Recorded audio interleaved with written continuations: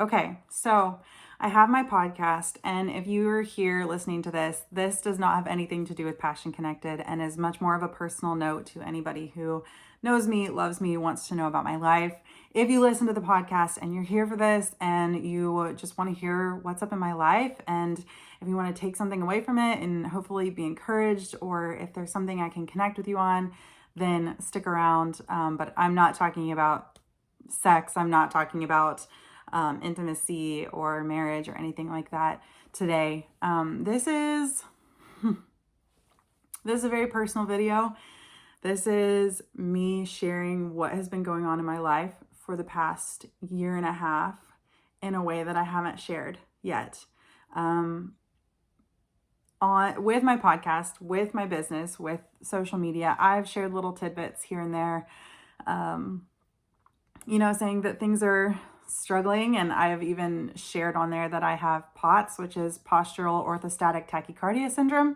It's a form of dysautonomia. So basically my nerves are dysregulated, which causes a whole host of problems. But I wanted to actually get on here and share what that journey has been like, what that really means, because there are a lot of people who know me, there are a lot of people who love me, there are a lot of people who see me online and have absolutely no idea that life has sucked hardcore for the past year and a half.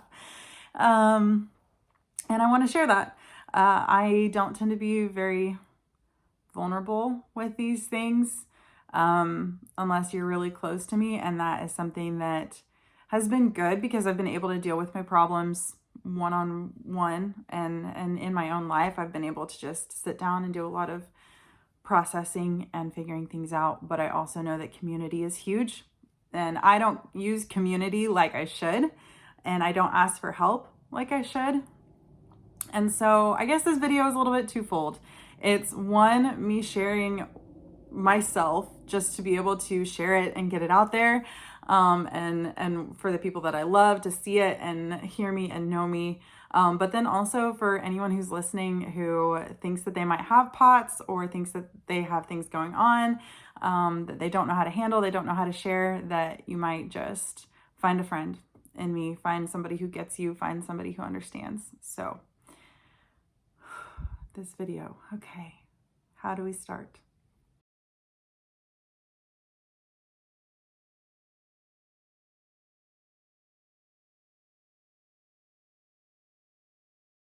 Okay, so it is Monday, and I don't know if I'll have a limp on Wednesday, so I figured I would go ahead and video this one. I just got out of the shower, which I tend to be more cold.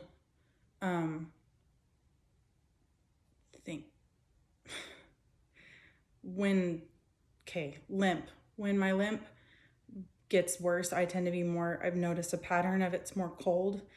When I'm, you know what I'm saying. Anyway, I'm gonna video this. So yeah. All right. Side note things on it. It doesn't hurt. It just feels like I'm about to like fall over. Everything feels really weak. Like if I were to try to lift a leg up, I'd fall over, and it all feels like it's tight, like in my hips. So, all right.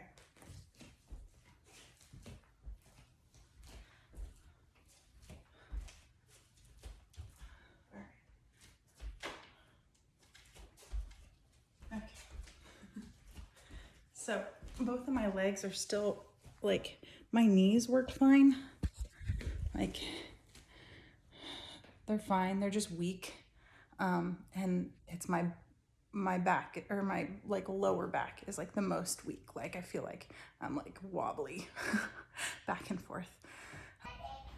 Okay, so this is me having an episode, and I was getting really lightheaded there for a while. Felt like the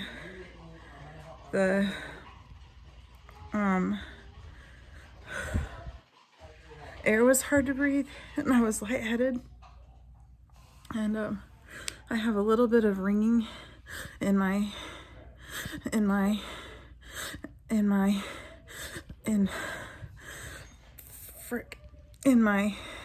ear, And I feel like my legs are really detached right now, and my body is just really weak. And yeah, I'm really hot.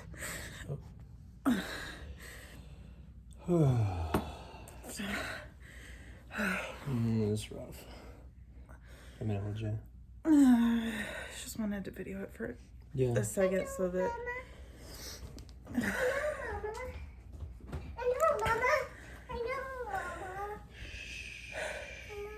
So, I'm trying to think of any other symptoms. I just feel like my brain's not working very well. Like I can't think. And I just feel really weak. A couple nights going to sleep.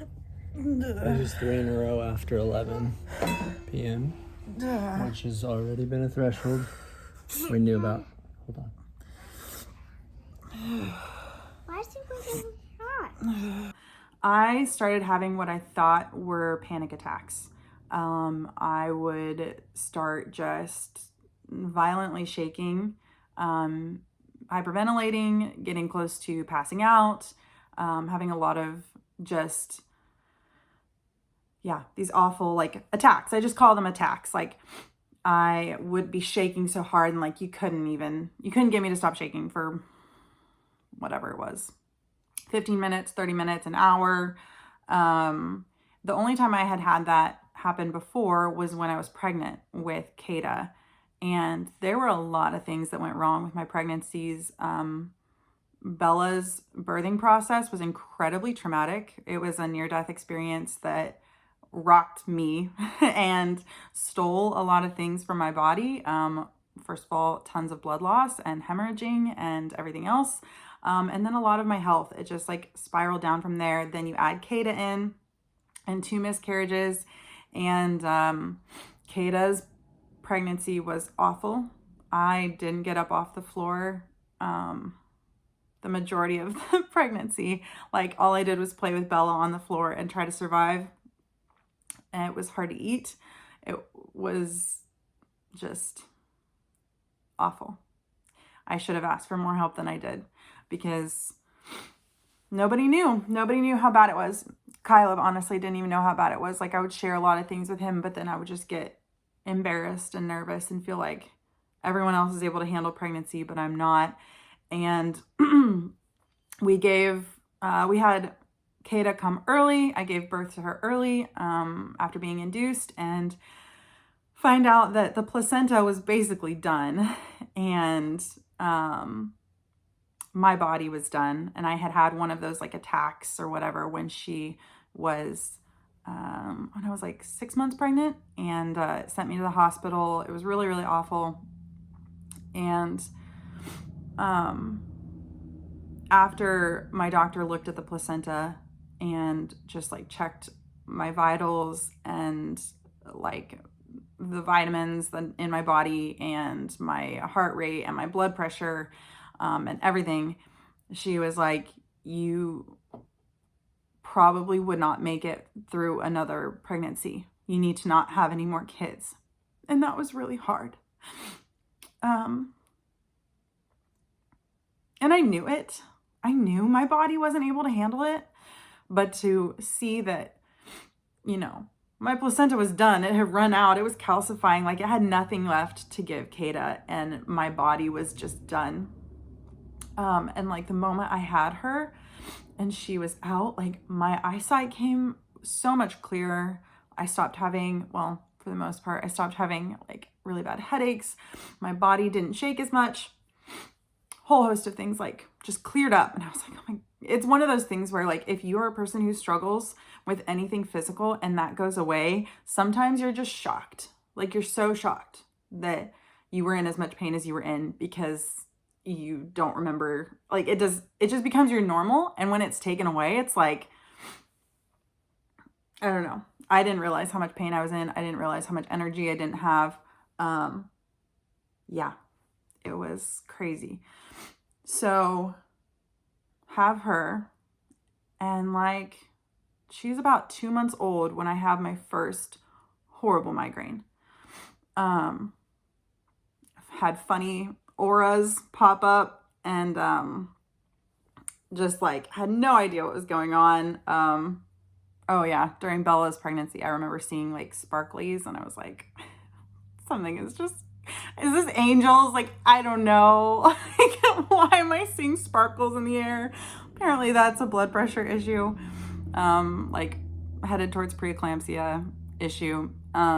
So anyway, there's so much more to all this story than that. I'm just giving the basics and sharing this because I need to share it. And yeah, like I already said in the beginning, like everything that goes with it. But had my first migraine, and then just thing after thing kept happening. Just like not feeling well or getting sick here or this or that or the other thing. And so finally, she's what, a year?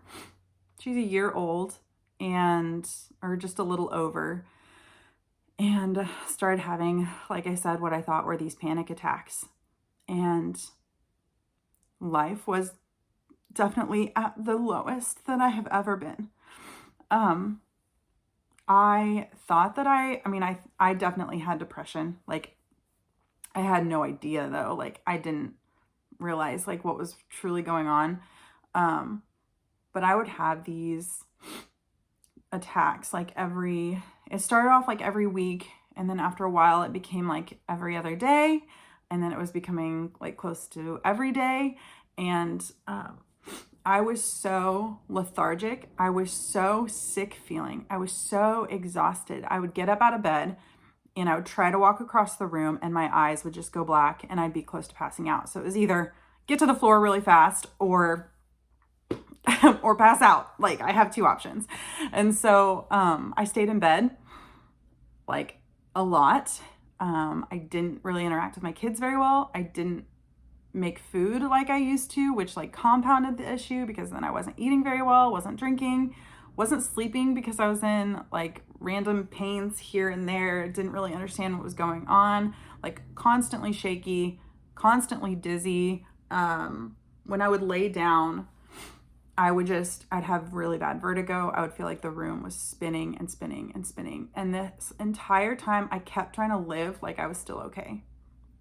Like, when I could get up out of bed, I tried to do everything. I tried to act like it was totally fine. Like I hadn't just spent the past week in bed. Like, if I could get up, I would just like keep going. I would do my podcast. I would try this. I would try that.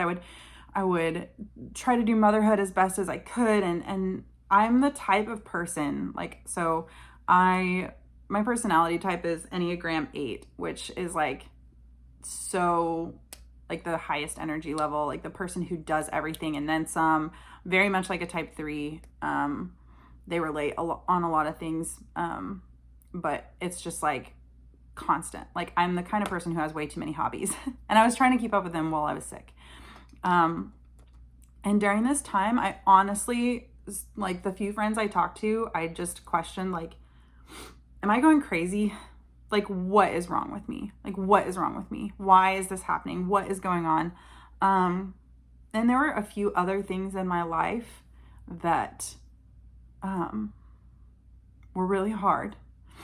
And compound this all together, I didn't want to live anymore, and was very seriously, on my birthday in 2021, contemplating suicide, like hardcore. It was scary. And thankfully my husband kind of found out, because I, through a whole series of events that I would not like to go into, he found out, and we started getting me some help, because it was just bad. Like, he knew about the panic attacks, like he was helping me through them, or what I thought were panic attacks, but he had no idea like how depressed. Like, he's still working, like gets up in the morning, leaves before the girls are up, and or leaves like right after they get up in the morning, and then he's not back until 11 o'clock at night, roughly. So like the entire day, if I didn't tell him what was going on, if I wasn't vulnerable, like with like, hey, I didn't do anything today because like I couldn't get up out of bed, he wouldn't know. And I would try so hard to just make it look like I was keeping up with things and trying hard to actually keep up with things so that like I was carrying my weight. But it was not the same. It was not the same. And anyway, so I start going to therapy, and I have several sessions, and you know, there's things that everybody needs to work on. Like I had things to work on, like emotionally, psychologically, obviously. But I am so grateful for this therapist because he was like, I don't think you're having panic attacks. And he said, I think you need to go to the doctor and start like questioning what's actually going on. And this is when then Thanksgiving, I finally shared with my parents a little bit of what was going on. And, you know, I should have shared sooner.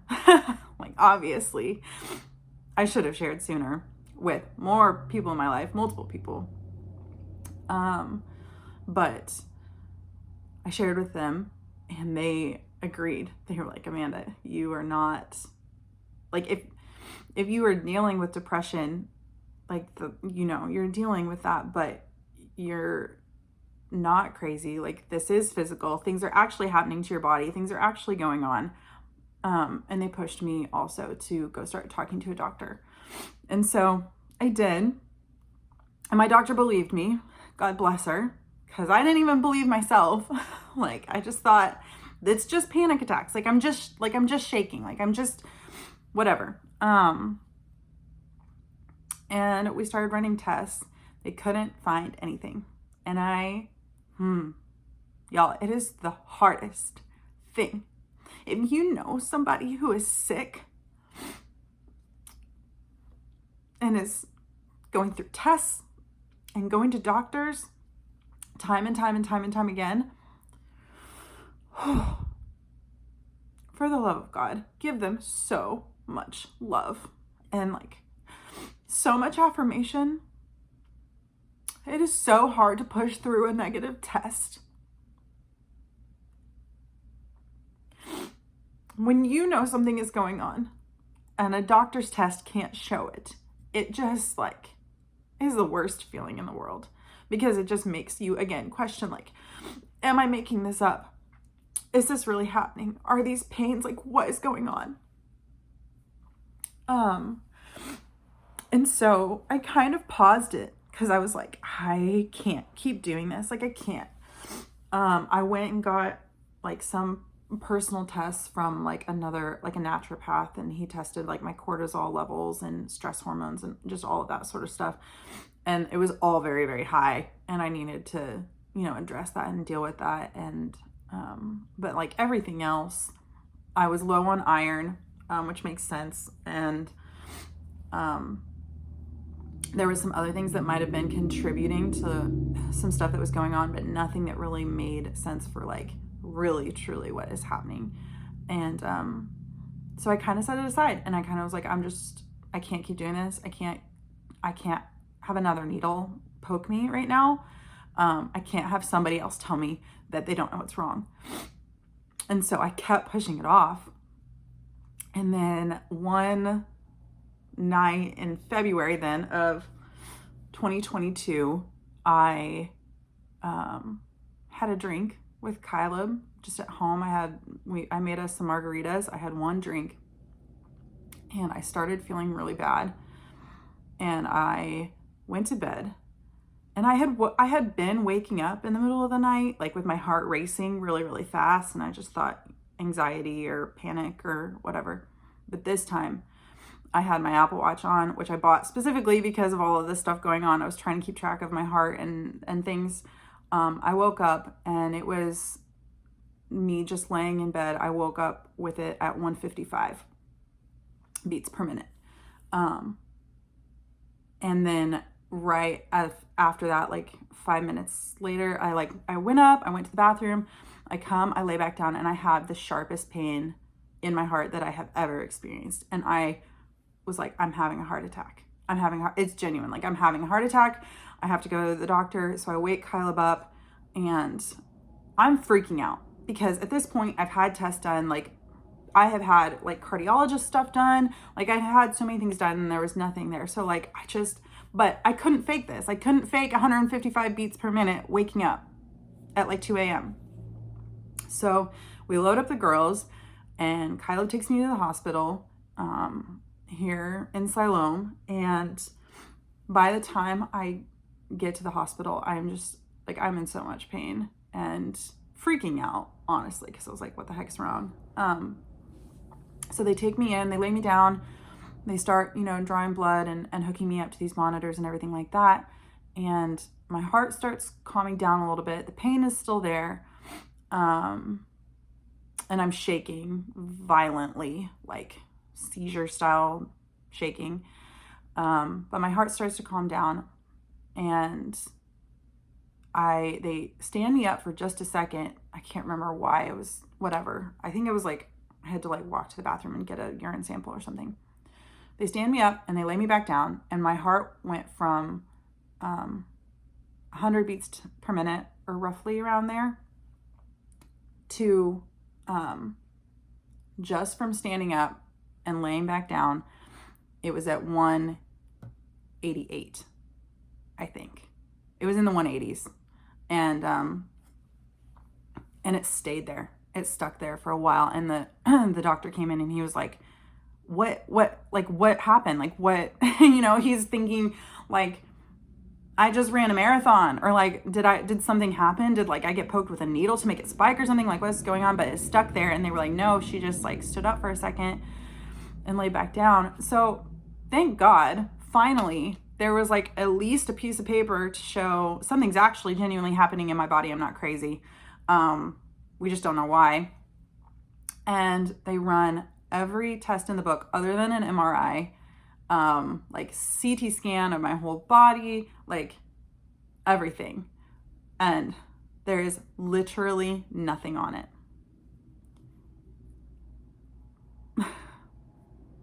Literally nothing on it. That was hard to work through.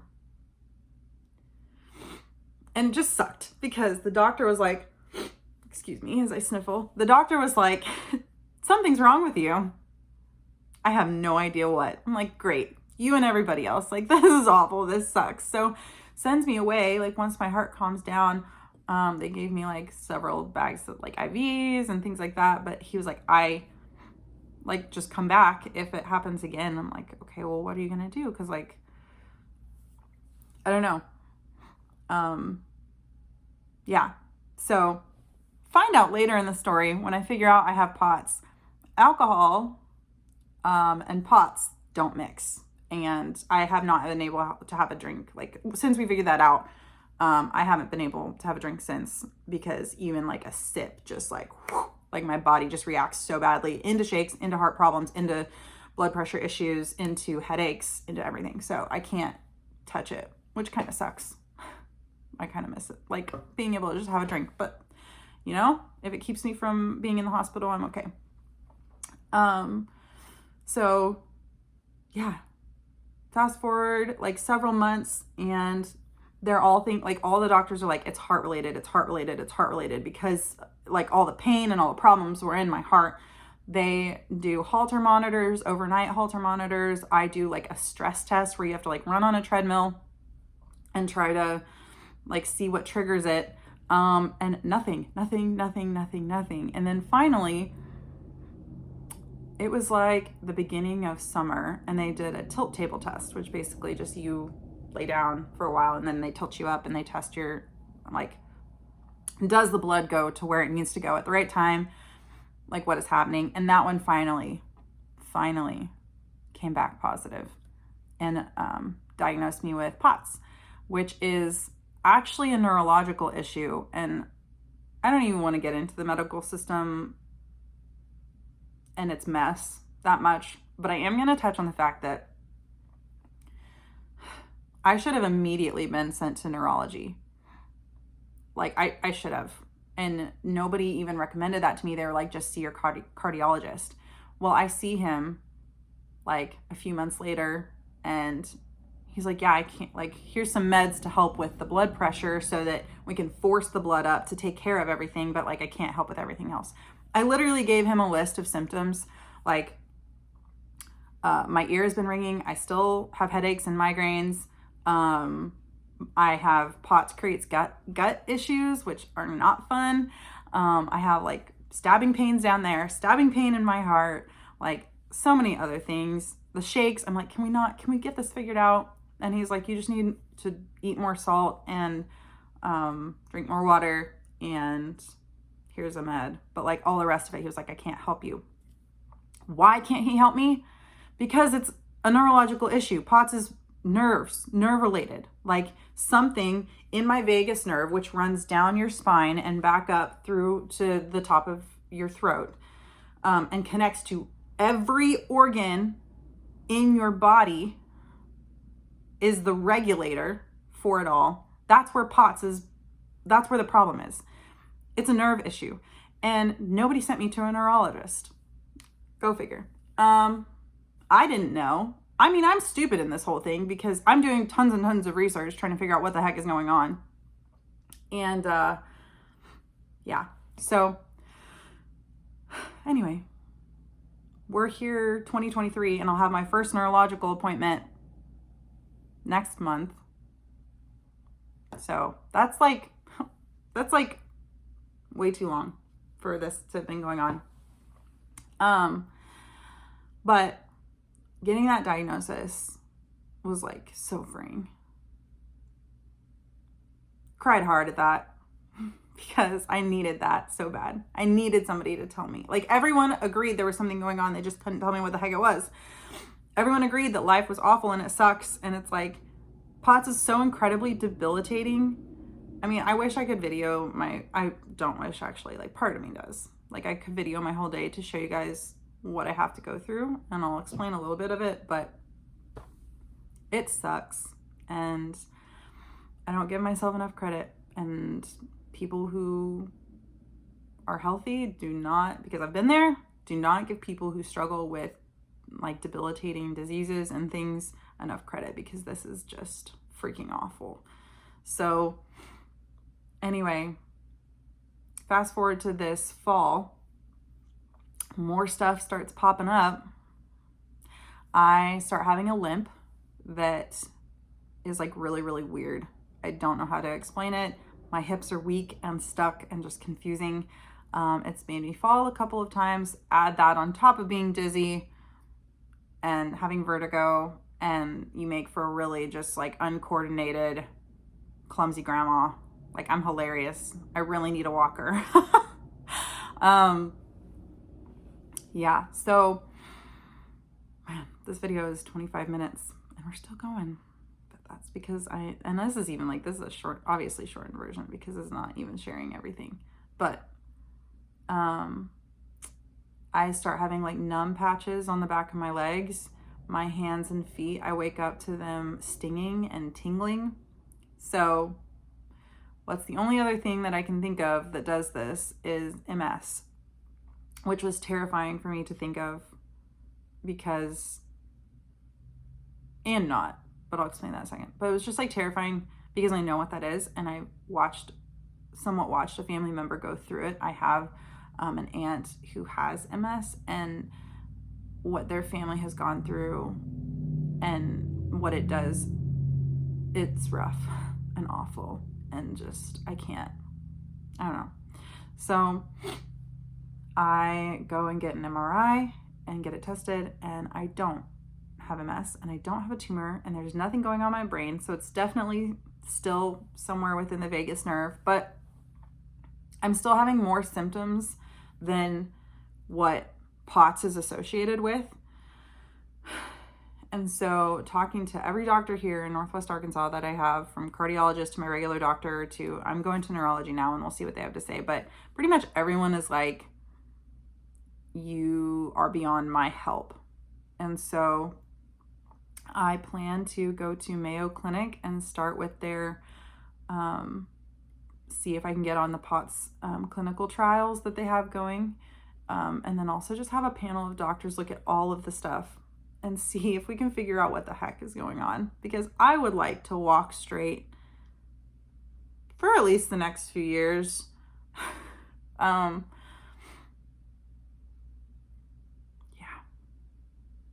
But I got that news.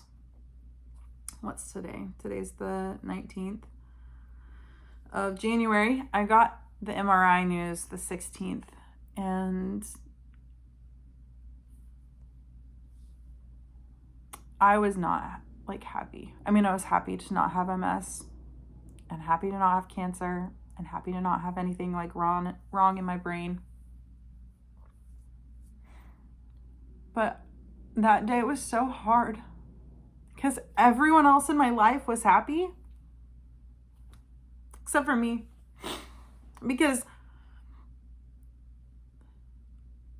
to the person who's dealing with this daily, to the person who can't bend over and tie her shoes without falling and or passing out, to the person who wakes up with headaches, to the person who has such debilitating sharp heart pain that I literally can't get out of bed.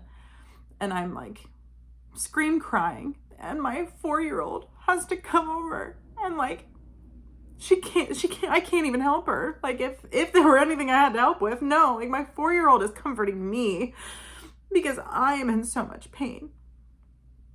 And my 2-year-old is bringing me her blankie to comfort me, and I'm just crying in pain. And you know, like on my bad days, my kids are like,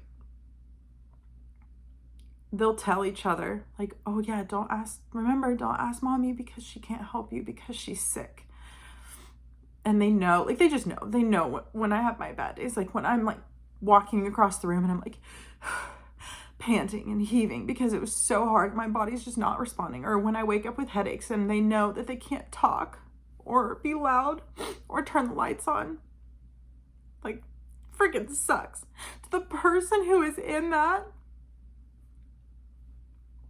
a negative test result is the worst, or like a normal test result or whatever you want to call it, is like the worst thing to hear because it doesn't make my life any better.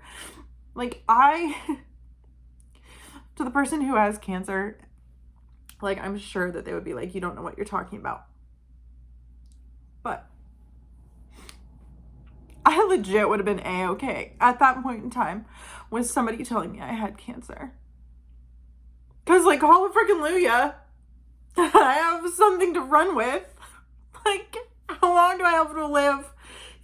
Are we cutting it out? Where's the chemo? Like, I do not care at this point because life has been so hard and so changed. Even this morning, I just was so frustrated telling Kyla he's about to leave, and he's like, what's wrong? And I was like, I'm just mad. I'm mad that I look at dinner and I look at my pile of laundry and I look at my homework and I look at all of these other things, like things I actually like to do, like just spending time with my girls, or, you know, any one of my hobbies or whatever. And I have to pick and choose, because at that point in the morning, I had already gotten Bella to school, done the dishes, or like helped with the dishes, and picked up some things around the house. And I had to sit down and I couldn't get up and I was heaving and I was so exhausted already. And it was like 9 o'clock in the morning. And I'm like, I have limited like my capacity for doing, like I used to be able to do this and I can do this, if that. And just so hard. So here we are. I have dysautonomia, I have POTS, I have something else. I don't know whatever's going on with my legs. My body is just deteriorating before my eyes. Literally. This eyesight problem, every time I go in, they're worse. And this only happened after Kata was born when the migraines started. And on days where they're bad, like where all the other symptoms are bad, like my eyesight is worse, let alone dizzy. But I don't know what days I'm going to feel like I have a heart attack. I don't know what days I'm going to be so dizzy that I can't go pick up my girls. Like, can't go pick up Bella from school. I don't know what days that I'm going to wake up with a migraine and ask Kylo to take care of all the morning stuff, like breakfast and things. I don't know. I don't know what life looks like anymore. I don't some days know who I am, and my identity has been shaken. And it's good, because I know that I need to find my identity in Christ. And that my being the person who is capable of doing everything. Gosh, I'm getting these so wet. my go-getter nature, who starts a business and does grad school at the same time and has kids back to back and also does sourdough and cooks all my own food and also gardens and also volunteers and also everything else. Like, I put my identity in those things and I can't anymore because it's not where they should have been in the first place, but it doesn't mean it's not difficult to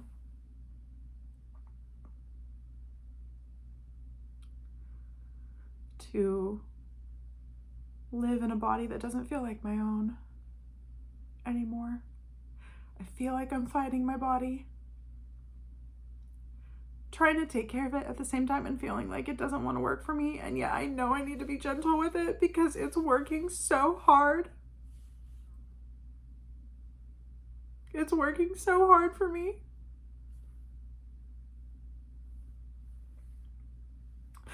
Against all odds. But yeah, I haven't shared because Kleenex, dang it. I haven't shared with very many people because I don't have answers. And like, I can say dysautonomia now, but it still doesn't even, like, you say that to people and they have no idea. You say POTS and they have no idea what that means. They don't know how to help. And when they ask me, how can I help? I'm like, if you're here and you're a friend, I mean, you can help by sending a cleaning lady to my house or a babysitter that I have, like, as backup, because like, in the moment, like, there's nothing, like, I don't know what to tell you. Like, there's, like, help is, like, such a broad thing, because, like, some days are somewhat okay and I can manage, and then there's other days, and by the time it gets to that day, like, I don't know how to ask for help. Like, by the time it gets to the time where I'm like, I can't wash my babies, I can't help them with their bath, it's so hard to message somebody and say, can you come bathe my children while I lay on the couch? Can you come clean the toilet? Because I haven't for like a week. That is not like me. I'm not that person. Like, I used to have a cleaning schedule by the day, like by the hour. Like, I am not me. But it is so hard to reach out to people. And I finally shared with my church this last month and asked for prayers, like, over the MRI and everything. But, like, I don't know how people can help. And I don't want to share with people because I don't feel like they'll understand. Because, like, you'll all be happy when the results come back normal, and I won't. And you won't understand what I mean when I say I'm exhausted. Like, every mom is exhausted, but I'm so exhausted that sometimes I stand up and I fall over.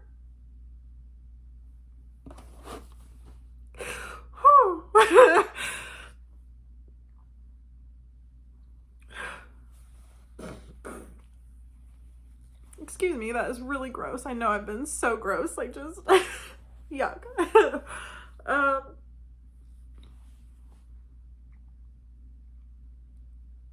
I know I'm not the only one though. I know I'm not the only one who deals with things in private, and like whether it's your health or it's whatever is going on, like problems in your marriage or with your kids or with the finances or with your job or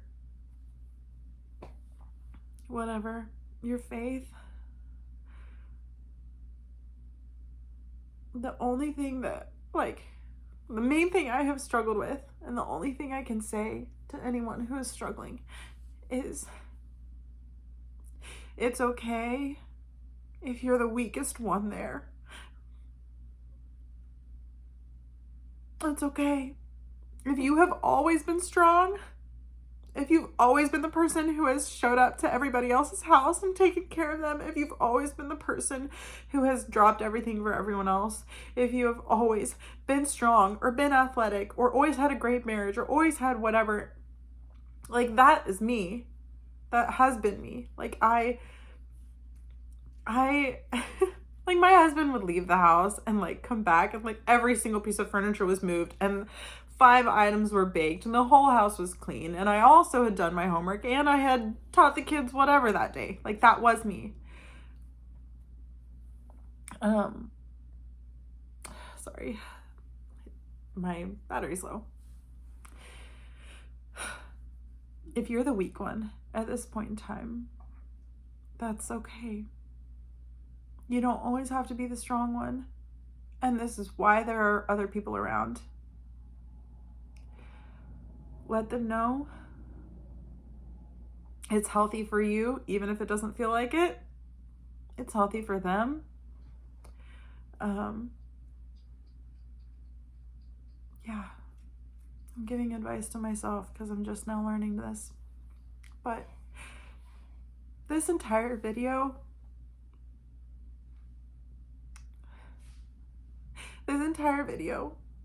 is because I have continually showed up online or with my podcast or with my business or answering people's questions, like coming to me with their problems with sex, which I love doing. Love it. Literally love it. And yet I have not fully shared where I'm at in life, and I don't always think people have to.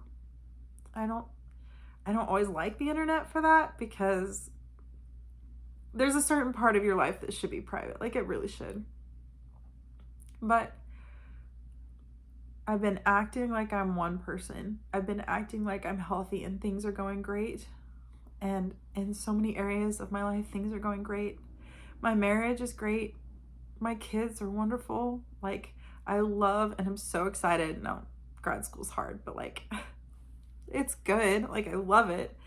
I'm so excited to be a counselor, and I love Passion Connected. I love what I do there. Every single episode is just me pouring my heart out like 100-fold. Like, I love it. But I have not been fully real and fully honest and said, this strong person who looks like she does everything and then some is sitting in a mess.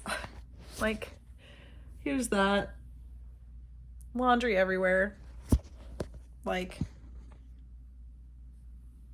don't know how today will go. Crying every other day because of whatever pains and problems and things. Everything is not hunky-dory. And I just wanted to put this out there because I needed to be honest. I needed to give myself space to not be okay, and that's what this is. This is me letting my friends and family and the world and whoever listens know that